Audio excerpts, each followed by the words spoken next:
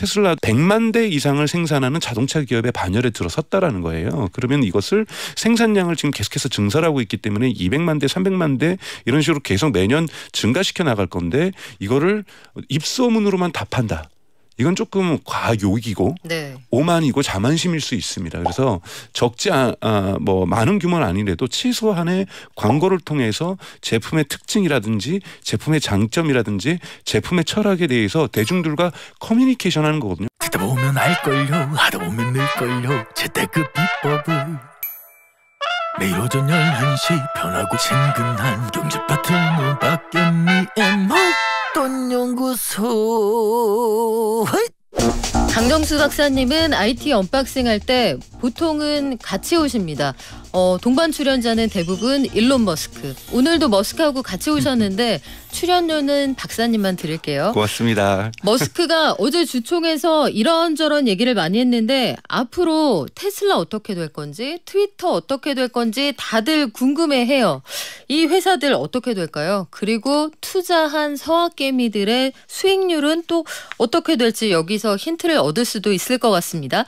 미디어 스피어 강정수 박사와 이 주주총회 결과 알아보겠습니다. 안녕하세요. 안녕하세요. 박사님, 일론 머스크가 결국 트위터 CEO 자리를 내놨어요. 네. 이거는 예고했던 건데 트위터에 정신 팔렸다. 트위터 대체 왜 산 거냐. 주총에서 주주들이 굉장히 직설적으로 얘기를 하더라고요. 네.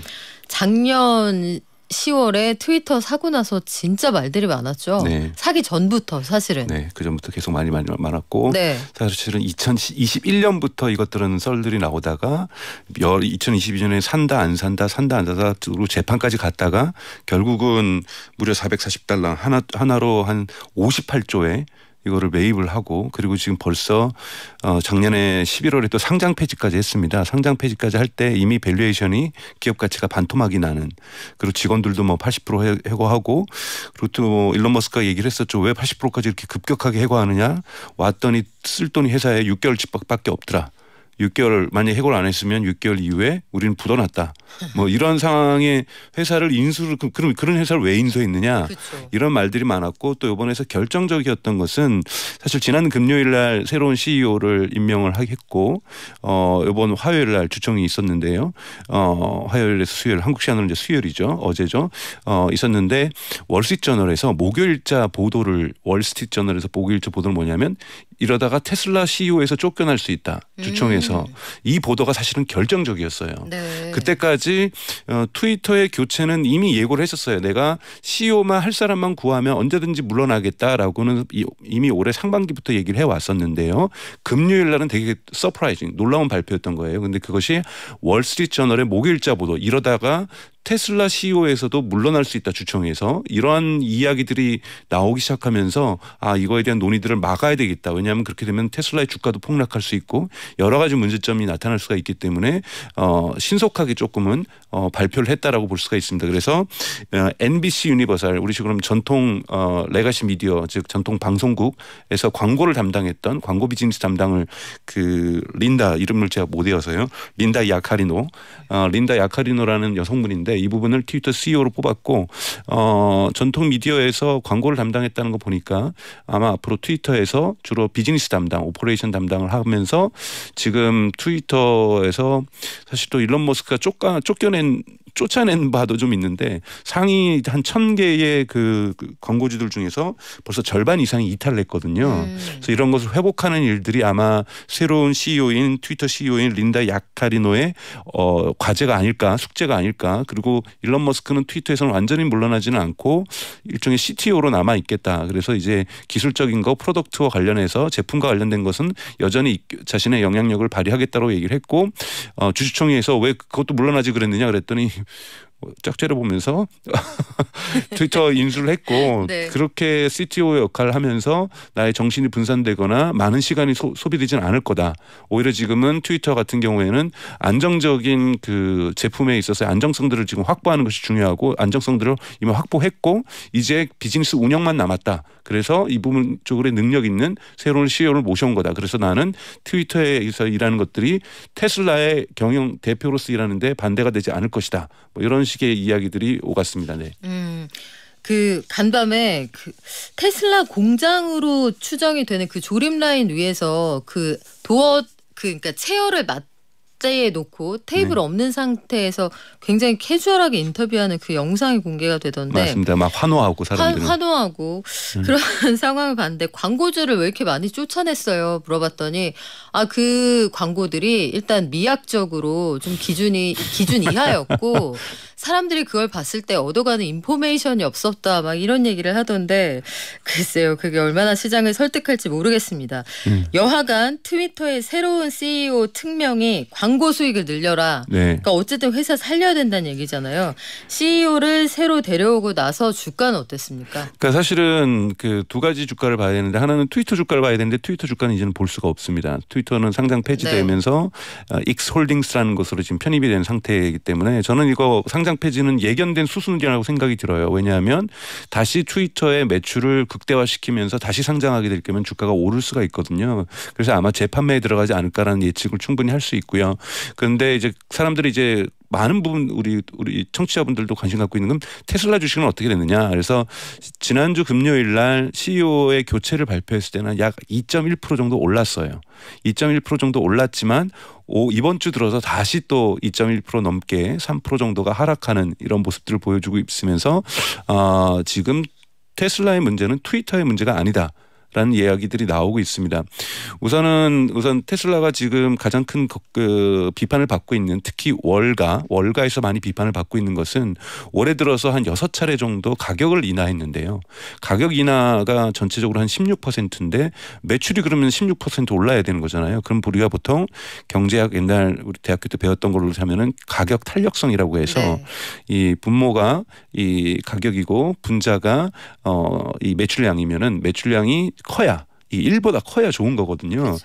그래서 이러한 가격 정책을 할 때는 항상 가격 탄력성 1보다 큰 것을 목표로 해서 추진을 하는데 1보다 작았습니다. 1보다 작았다라는 것은 우선은 가격의 인하로 해결되지 않는 수요의 문제가 발생하고 있다. 이 수요 문제는 물론 테슬라에 대한 문제일 수도 있지만은 지금 첫째는 거시경제적으로 이자율이 많이 상승한 부분들 특히 미국 같은 경우에는 거의 90%가 넘게 활부로 자동차를 구매를 하다 보니 활부 금융에 있어서의 이자율 상승은 그러니까 구매 비용의 증가에 오르게 된다는 거고 사람들이 주머니가 가벼워지다 보니 물론 미국에서의 이 고용률은 대단히 높습니다만 실질 임금 즉 인플레이션이 계속해서 증가하다 보니 실질 임금은 하락하고 있는 추세이기 때문에 이런 상황에서 사람들이 지갑 문을 닫게 되는 거고 여기서 특히 큰 목돈이 들어가는 자동차 같은 경우에는 확실하게 지갑 문을 닫다 보니 수요가 전체적으로 위축되고 있는 부분이 있는 것이고요. 두 번째는 이제는 테슬라는 작은 회사가 아니라 연간 100만 대 이상을 생산하는 회사고 100만 대 이상을 판매하다 보면 이 30만 대 만들어서 30만 대 다 파는 건 문제 없었다.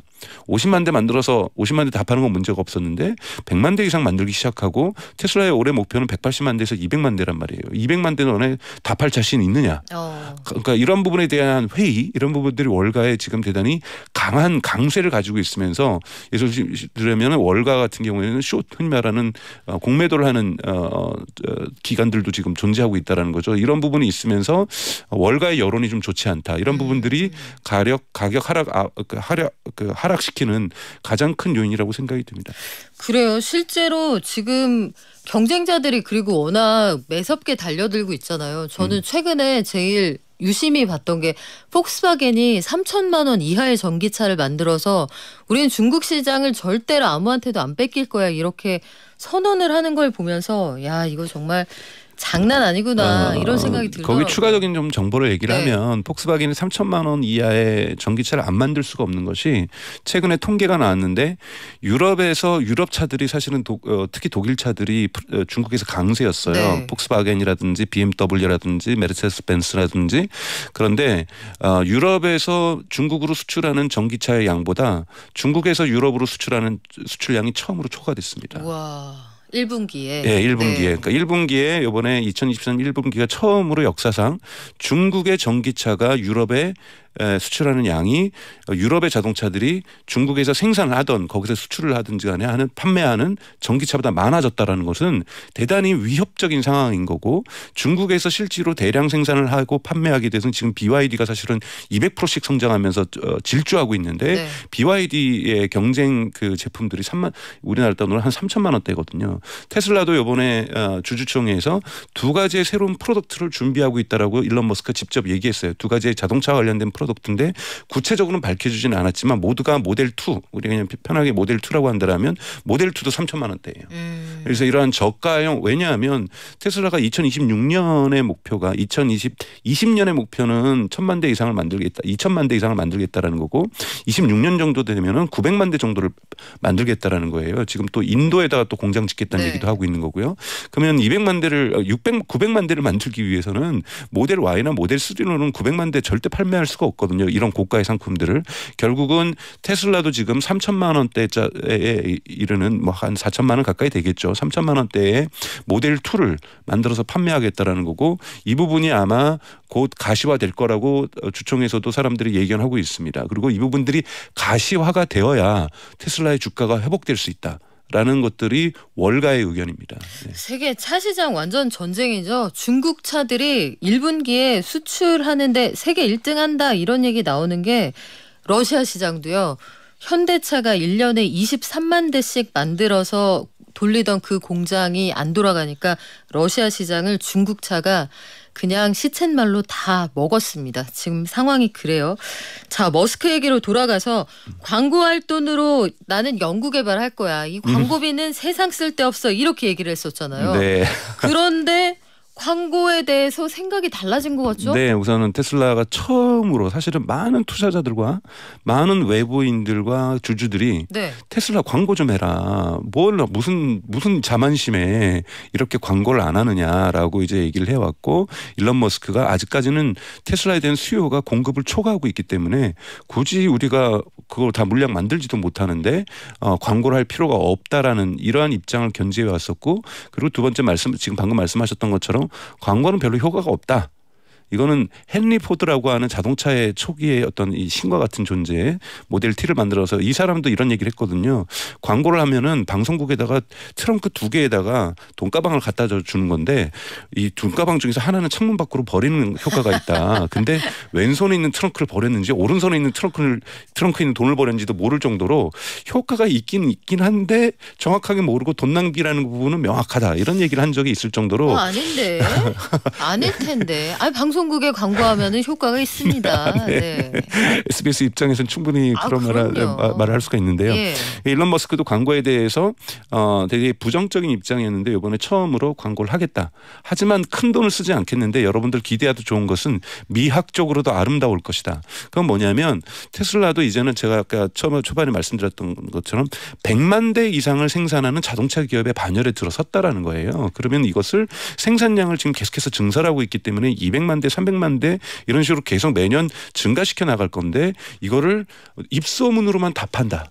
이건 조금 과욕이고 네. 오만이고 자만심일 수 있습니다. 그래서 적지 뭐 많은 규모는 아니래도 최소한의 광고를 통해서 제품의 특징이라든지 제품의 장점이라든지 제품의 철학에 대해서 대중들과 커뮤니케이션하는 거거든요. 광고도 하나는 우리 소비자들과 커뮤니케이션하는 거기 때문에 그렇죠. 이런 커뮤니케이션은 필요하다고 보고 이 부분을 인정했다는 부분에서 어떻게 보면은 투자자들의 압력에 백기를 들었다고도 표현할 수도 있는 거고 두 번째는 긍정적으로 평가하자라면 이제 100만 대 넘는 자동차 회사의 CEO로서 공적인 책임들과 해야 될 일들을 하고 있다라고 볼 수가 있습니다. 네. 회사가 스타트업일 때하고 대기업일 때하고 네. 말의 무게나 사회적 책임이나 네. 소통하는 방식이 좀 달라져야 되잖아요. 네. 근데 어제 네. 그 주총에서 이렇게 앞에 마치 팬심들이 있는 사람들이 모여 있는 데서 광고하겠다 하니까 바로 환호 소리가 그냥 확 들렸었거든요. 그렇죠. 그건 뭐냐면 그만큼 기다려 왔다라는 거고 그러니까 일론 머스크도 웃으면서 그렇게 웨이팅 했었냐고 광고를 하기를 그랬더니 모두들 예스라고 환호했거든요. 그러니까 그런 면에서 투자자들이나 또는 주주들이나 또는 팬들이나 모두 다 테슬라가 이제는 적극적으로 광고하고 또 이런 광고를 하게 되면은 많은 사람들이 기대하는 거는 언론 환경도 조금 조금은 긍정적으로 변할 거다. 왜냐하면 언론사들한테 하나도 광고가 안 되니까 언론사들이 얄미웠고 미웠었을 텐데 뭐 공식적으로 그러진 않았어도 아마 내심 그런 마음들도 있었을 텐데 이런 것들도 좀 누그러질 거다. 뭐 이런 식의 이야기들도 오가고 있습니다. 그래요. 테슬라 일단 일론 머스크가 그동안 보여준 행보를 보면 마치 일론 머스크만 중력으로부터 자유로운 듯 그냥 세상 나 혼자 사는 그런 느낌이었는데 저는 이번 주총에서 그냥 딱 그 생각이 들었어요. 근데 주총에서 사실은 정치적 발언도 이번에는 좀 했습니다. 네. 그러니까 어떤 정치적 발언을 했냐면은 중국 문제에 대해서 처음으로 거론을 했거든요. 그러면서 대만은 중국의 일부다. 이건 우리가 인정해야 된다. 다만 그렇다고 해서 중국이 대만을 침공하거나 무력으로 통합하려고 해서는 절대 안 된다. 이런 식의 얘기를 하면서 그러니까 중국 경제와 미국 경제는 지나치게 갈등으로 가서는 안 된다. 모두 다 테슬라를 걱정하는데 여러분 지금 손에 들고 있는 아이폰 앞으로 못 볼 일이 생길 수 있을 거다. 이렇게 우리가 중국을 일시적으로 무시해서는 안 된다. 사실은 테슬라가 중국 시장이 테슬라한테 대단히 중요합니다. 이러다 보니까 처음으로 대단히 주총에서 일론 머스크가 바이든 행정부의 대중국 정책에 대해서도 강한 목소리를 냈던 것이 이번 주총의 특징이라고 또 볼 수가 있습니다. 그래요. 트위터 그리고 테슬라 앞으로의 사업 전망 여기에 대해서도 여러 가지 이야기를 했는데 경기 전망에 대해서도 이런저런 얘기를 했습니다. 저는 여기에서 경기 전망이 어둡다고 했어요. 글로벌 경기 전망이 어둡고 이 시장 환경이 만만치 않다. 근데 우린 괜찮을 거다. 결론이 그렇게 나서 왜 테슬라만 뭐 슈퍼 우산이 있나 이렇게 싶기도 했는데 초강력 파워 트위터리안이에요. 그 자신이. 그렇죠. 1억 명이 넘죠. 그런데 그가 보고 있는 트위터와 테슬라의 미래는 그럼에도 불구하고 세상 경기가 다 나빠도 그래도 우리는 나갈 수 있어. 이런 자신이 있는 거예요. 우선은 테슬라가 이제 흔히 말하는 대량 양산 체계로 들어가면서 비용에 대한 자신감이 생겼고요. 그리고 테슬라가 또 이번 5월 달에 초에 시작했던 것이 리튬 리파이너리 그러니까 리튬 정제소의 준공에 들어갔습니다. 텍사스에서. 그러니까 테슬라는 리튬 광산 회사에 대한 투자 계획도 갖고 있고 리튬을 정제하는 데가 이것이 흔히 말해서 머니머신이라고 돈기계라고 얘기도 하거든요. 그러니까 리튬을 팔아서 돈을 나오는 것이 아니라 리튬의 원석을 사갖고 와서 정제해서 나오는 그 리튬의 원료가 이것이 지금 비싼 거거든요. 그래서 이 정제소까지 가서 연 100만 대 정도를 생산하는 데 쓰는 리튬을 원석을 자기네들이 직접 원자재를 제공하겠다. 이런 부분에서 나타나고 있는 건 뭐냐면 비용을 우리는 컨트롤링하고 있다라는 거죠. 비용을 컨트롤링한다는 거고 또 테슬라가 지금 내년부터 기획하고 있는 것은 자동차는 원래 12볼트로 작동이 됩니다. 근데 그걸 48볼트로 바꾸거든요. 이렇게 되면 훨씬 더 배터리라든지 운영이라든지 이런 부분에서 에너지의 절감 효과들을 가질 수 있어요. 그러다 보니까 자신들은 전기차만 만드는 것이 아니라 전기차를 만드는 이런 버티컬한 수직적인 모든 부분에서의 엔지니어적인 거라든지 원자재 확보라든지 이런 부분에서 장악력들을 높여나가고 있기 때문에 경제가 안 좋아지면 가격이나 계속해서 마진을 0으로 가면 어떠냐. 다른 데는 손해보고 팔고 있는데 우리는 손해보고 팔는 것이 아니라 그래도 20%가 넘었었고 지금 10%대로 오고 있지만 이거 자기네는 1%대로도 그러니까 한 자릿수로도 갈 수 있다. 버틸 수 있다라는 어떤 자신감들이 좀 존재하는 거고요. 트위터 같은 경우에는 우선은 직원을 80% 이상 해고했잖아요. 트위터 같은 경우에는 서버 비용이 물론 있고 뭐 기술 비용이 좀 있긴 있습니다만 인건비가 차지하는 비율이 이런 테크 기업들이 의외로 높거든요. 그런데 인건비에서 이런 80%를 날렸기 때문에 비용 부분에서 상당한 이 절감을 만들어 놨어요. 그런데 지금 광고도 함께 매출도 함께 줄었는데 이 부분만 회복된다라면 트위터도 웬만큼의 수익률은 낼 것이라는 자신감이 좀 있다라고 볼 수 있습니다. 광고주들이 돌아갈까요? 돌아가죠. 왜냐하면 처음에 이제 막 애플을 막 비판했더니 애플이 바로 광고 뺐거든요. 네. 그랬더니 바로 일론 머스크가 팀 쿡을 만나러 갔어요. 화해하자. 그랬더니 팀 쿡이 아니 잘못을 안 하면 되는데 그러니까요. 잘못을 해놓고 빌러 또 간 거예요. 그렇죠. 그러니까 팀 쿡이 웃으면서 좀 쉬었다가 함께 광고 이런 얘기를 약속을 해줬거든요. 형도 그래서 체면이 있지. 그렇지. 형이 화를 냈는데 왔다고 바로 해줄 수 있니? 이렇게. 그렇죠. 너가 그리고 시비 걸었고 먼저. 그래서 이런 일들이 해프닝들이 있어서 네. 어느 정도 회복은 될 수 있을 거라고 보고 있습니다. 그리고 트위터 대안의 어떤 서비스들이 몇 개 나오고 있는데 사람들이 당장에 있는 팔로우를 버리고서 그리고 이주해 가지 않아요. 특히 한국 사회에서는 그렇게 트위터가 강한 힘을 못 갖고 있지만 미국이나 유럽에서는 정치인들과 기자들 사이에서 트위터를 떠나기 되게 어려운 상황이거든요. 가장 네. 정치인들이나 한국과 다르게 정치인들이 메시지를 대단히 많이 보내는 경향이 있고 그것에서 가장 중요한 역할을 하고 있는 것이 트위터이기 때문에 그건 바이든 대통령에게도 마찬가지고 트럼프에게도 마찬가지고 트럼프도 이제 복귀를 했고 그리고 기자들에게도 트위터는 대단히 중요한 역할을 하고 있기 때문에 미국이나 유럽에서 트위터의 어떤 존재 가치로 볼 때 트위터가 회복할 수 있는 가능성은 전 여전히 있다고 보고 있습니다. 그래요. 마지막으로 요거 짧게 질문 드릴게요. 주총에서 휴머노이드 로봇 옵티머스 동영상도 공개가 됐는데 요 시장 반응 어떻습니까? 우선은 조금은 이제 지고 있는데 지금까지 테슬라의 주가는 스토리 주가라고 얘기를 해요. 항상 일론 머스크가 스토리를 잘 만들거든요. 자율주행차가 네. 내일 시작될 거야.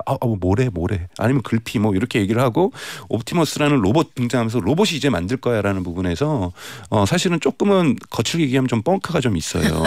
그런데 그러면서 미래의 모습을 보여주는데 테슬라는 그 미래에 그래도 조금씩 한 발씩 다가가고 있다는 부분에서 순수하게 거짓말이라고 볼 수 없습니다. 그래서 시장 반응에서도 언젠가는 충분히 이 로봇이 테슬라의 공장에서 사람을 대체할 거라는 부분에서는 이견을 다는 사람은 없는데요. 문제는 언제부터 가능할 것인가가 이게 중요한 건데 아마 제 생각에는 한 2, 3년은 더 걸리지 않을까라고 생각이 듭니다. 네, 오늘 말씀 여기까지 듣겠습니다. 지금까지 미디어 스피어 강정수 박사였습니다. 고맙습니다. 고맙습니다.